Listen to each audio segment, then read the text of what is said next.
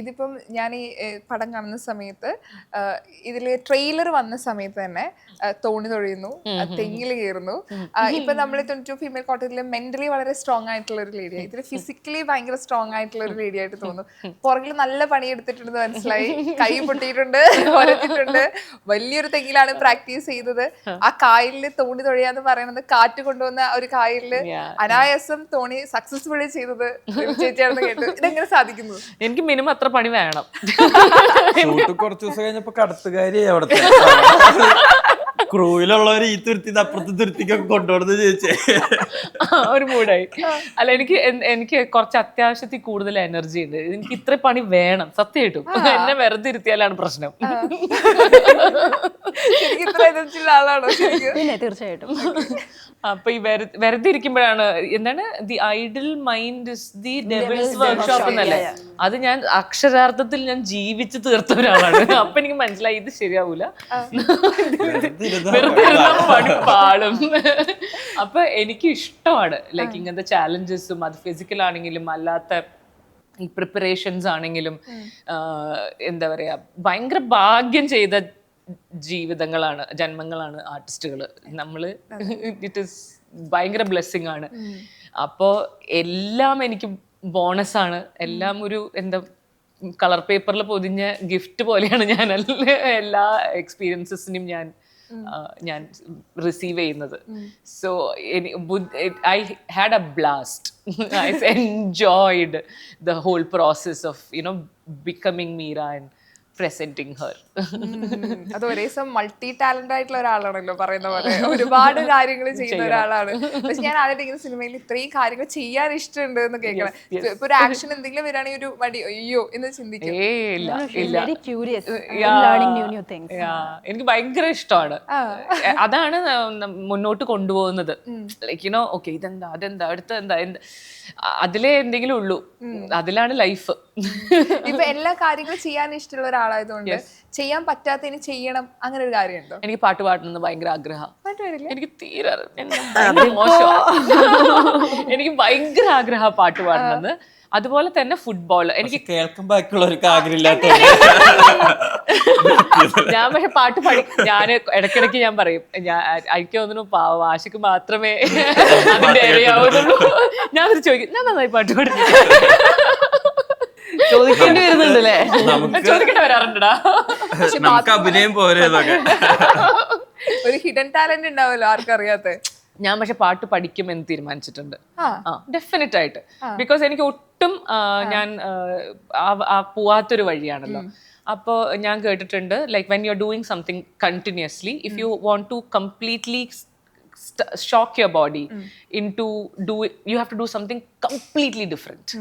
നമ്മുടെ ബ്രെയിൻ അതുവരെ യൂസ് ചെയ്യാത്ത, നമ്മുടെ നെർവസ് സിസ്റ്റം അതുവരെ യൂസ് ചെയ്യാത്ത ഒരു കാര്യത്തിന് വേണ്ടി നമ്മൾ പ്രയത്നിക്കുമ്പോൾ your body becomes alive again in very new ways. New neural connectivities are born out of it എന്നാണ് വലിയ വലിയ CEOs ഒക്കെ പറയുന്നത്. it is so എനിക്ക് അങ്ങനെ. അപ്പോൾ ഞാൻ ഒട്ടും ചെയ്യാത്ത കാര്യങ്ങൾ ചെയ്യണം ഇനി എന്ന് ഞാൻ മിക്സോളജി പഠിക്കാനൊരു പ്ലാൻ ഉണ്ട് എനിക്ക്. അങ്ങനത്തെ കുറച്ച് ഇതെന്നെ പണി. Mixology is cocktail making, cocktails.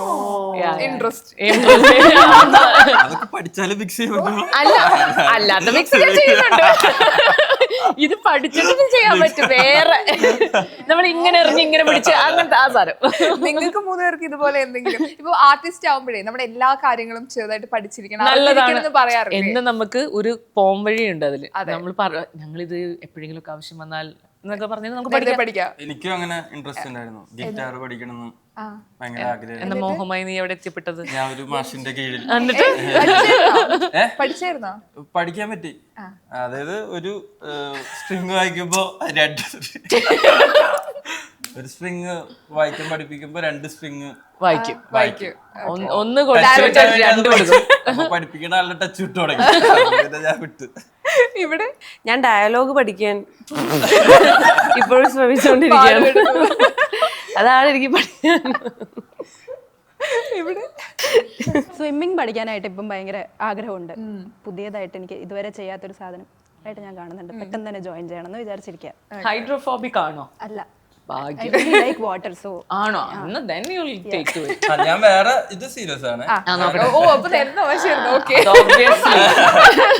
ഞാൻ പബ്ലിക് സ്പീക്കിംഗ് ഡെയിലി പഠിക്കുന്നു. സത്യം. അതെങ്ങനെ പഠിക്കാം? അത് പബ്ലിക്കിൽ പോയി സ്പീക്ക് ചെയ്യും? ഇല്ല, ടീച്ചറുണ്ട്. സീരിയസ്ലി നിനക്ക് പബ്ലിക് സ്പീക്കിങ്ങോ? ലൈക്ക് അത് ആക്ച്വലി എനിക്ക് സ്റ്റാൻഡപ്പ് ഒക്കെ ചെയ്യാൻ ഭയങ്കര ഇഷ്ടമാണ്. അപ്പൊ അതിന് വേണ്ടിട്ട് ഞാൻ അടിപൊളി. പ്രിപ്പയർ ചെയ്തോണ്ടിരിക്കുന്നുണ്ട്. അല്ല, but he does a show where he has to. അത് എന്റെ അത് കൂടുതലും എന്റെ കംഫർട്ട് സോണുള്ള സ്ലാങ്ങിലാ എനിക്ക് കൂടുതൽ സംസാരിക്കാൻ പറ്റാ. അപ്പൊ അത് ഒന്ന് ബ്രേക്ക് ചെയ്ത് കുറച്ച് അർബൻ ഓഡിയൻസിന്റെ കൂടെ പണ്ട് ഈ തമാശ കോമഡി പടങ്ങൾ ചെയ്യല്ലോ, ക്യാരക്ടേഴ്സ് ചെയ്യല്ലോ, സ്റ്റിൽ അത് ഞങ്ങൾ കാണുന്നത് ആഗ്രഹിക്കുന്നുണ്ട്. ഞാനും ആഗ്രഹിക്കുന്നുണ്ട്. ഞാനൊരു കോമഡി ശരിക്കും ഇങ്ങനെ ഒരു എനിക്ക് ഇവര് 3 പേരും പറഞ്ഞതിൽ ഒരു കോമൺ പോയിന്റ് നിങ്ങൾ ശ്രദ്ധിച്ചിട്ടുണ്ടെങ്കിൽ പ്രാക്ടീസ് തന്നെയാണ്. അത് നമ്മൾ എത്രത്തോളം നമ്മൾ ചെയ്യുന്നു. ഇപ്പൊ മമ്മൂക്ക പറയുന്ന പോലെ ഇത് രാഗി തന്നെ ഇത് ബെറ്റർ ആവുള്ളൂ. അപ്പൊ പക്ഷെ അതിനുള്ള ഓപ്പർച്യൂണിറ്റീസ് ഇപ്പൊ മമ്മൂക്കയുടെ അത്രയ്ക്ക് ഞങ്ങൾക്ക് കിട്ടാറില്ല.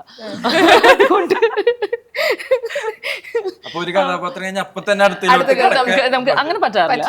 പക്ഷെ അപ്പൊ നമ്മൾ എന്ത് ചെയ്യണം? നമ്മള് ഇപ്പൊ ഇവര് പറയുന്ന പോലെ ഇപ്പൊ ഓഡിഷൻസ് സത്യം പറയുകയാണെങ്കിൽ അത് ഭയങ്കര രസമുള്ള ഒരു പ്രോസസ്സാണ്. നമ്മളത് ചില ആളുകൾ അത് ഭയങ്കര ഒരു ഈഗോ, ഞാൻ എന്തിനാ ഓഡിഷൻ.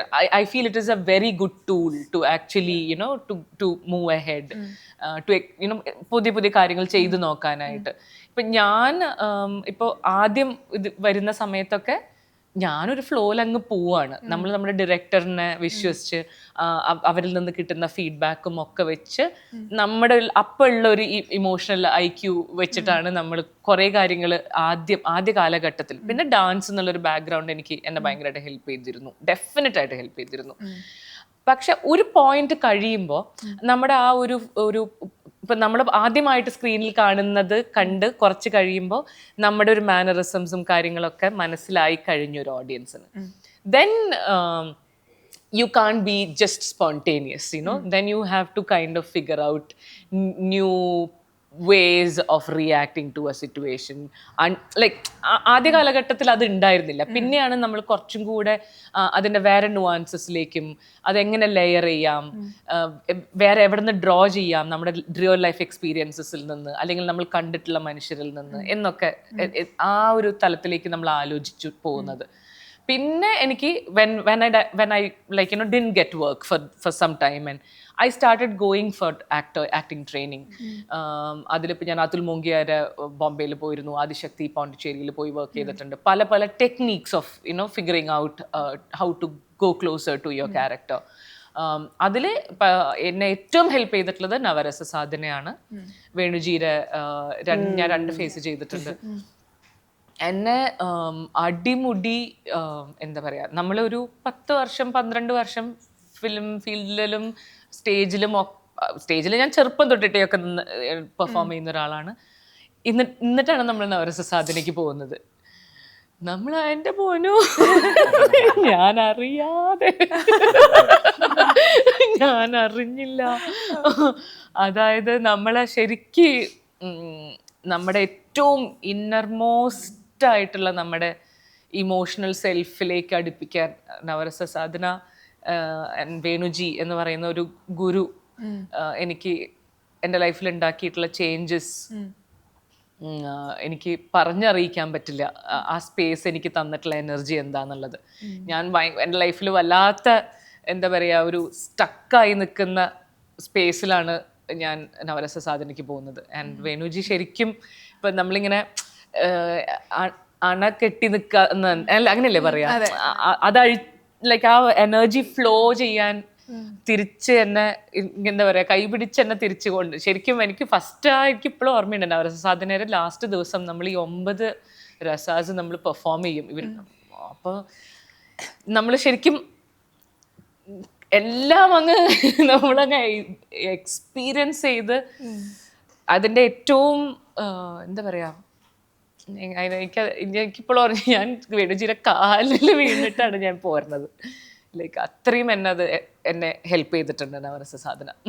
ഇപ്പൊ സ്ട്രോങ് ആയിട്ടുള്ള കഥാപാത്രങ്ങൾ എന്ന് പറയുമ്പോൾ ഉള്ളൊഴുക്ക്, ഒരുത്തി, അതുപോലെ വെറുതെ ഭാര്യ, ഇതൊക്കെ സ്ട്രോങ് ആയിട്ടുള്ള കഥാപാത്രങ്ങൾ തന്നെയാണ്. Definitely. അപ്പം 22 ഫീമെയിൽ കോട്ടയത്തിലെയും അതിലേറെ സ്ട്രോങ് ആയിട്ടുള്ള കഥാപാത്രങ്ങളാണ്. അപ്പൊ ആളുകൾ എപ്പോഴും ചിന്തിക്കുമ്പോൾ അത്തരത്തിലുള്ള കഥാപാത്രങ്ങൾ ഒരു സ്ട്രോങ് ആയിട്ട് നിൽക്കുന്ന, അല്ലെങ്കിൽ ഒരു ഫൈറ്റ് സീൻ, മാസ് ഡയലോഗ് ഒക്കെ പറയുന്നതാണ് സ്ട്രോങ് ആയിട്ടുള്ള കഥാപാത്രങ്ങൾ എന്ന് ചിന്തിക്കുന്നുണ്ട്. അതൊന്നും ആളുകൾക്കിടയിൽ അത് മാറണം അല്ലെങ്കിൽ റീഫൈൻ ചെയ്യണം എന്ന് അങ്ങനെ തോന്നിയിട്ടുണ്ടോ? പിന്നെ ഡെഫിനറ്റ്ലി ഇപ്പൊ ഇന്ന് ഞാൻ നിൽക്കുന്ന, ഇപ്പൊ ഞാനും ബോൾഡ് ആൻഡ് ബ്യൂട്ടിഫുൾ എന്നുള്ള ഒരു സ്റ്റീരിയോ ടൈപ്പിന്റെ ഉള്ളിൽ കുറെ കാലം നിന്നതാണല്ലോ. ഈ ബോൾഡ്നെസ് എന്ന് പറയുന്ന ഇന്ന് ഞാൻ നിൽക്കുന്ന എൻ്റെ ഒരു ഇമോഷണൽ വാട്ട് എവർ ഇന്റലിജൻസിൽ ഞാൻ ഇന്ന് അത് തിരിഞ്ഞു നോക്കുമ്പോൾ ഏറ്റവും വൾണറബിൾ ആവാൻ പറ്റുന്നതാണ് ഏറ്റവും വലിയ ബോൾഡ്നെസ്സും ഏറ്റവും വലിയ സ്ട്രെങ്ത്തും.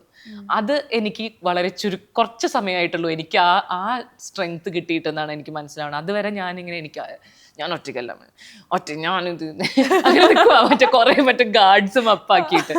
ഇത് മൊത്തം താഴ്ത്തുന്നതാണ് ഏറ്റവും വലിയ സ്ട്രെങ്ത് എന്ന് മനസ്സിലായിട്ട് എനിക്ക് കുറച്ച് കാലേ ആയിട്ടുള്ളൂ ശരിക്കും പറയുകയാണെങ്കിൽ. ഏറ്റവും വൾണറബിൾ ആവാൻ, ഏറ്റവും ഹ്യൂമൻ ബീയിങ് എന്നുള്ള രീതിയിൽ ഏറ്റവും സറണ്ടർ ചെയ്യാൻ പറ്റുന്ന സ്പേസിലാണ് നമ്മൾ ഏറ്റവും സ്ട്രോങ് ആവുന്നതെന്നാണ് ഞാൻ ഇന്ന് വിശ്വസിക്കുന്നത്.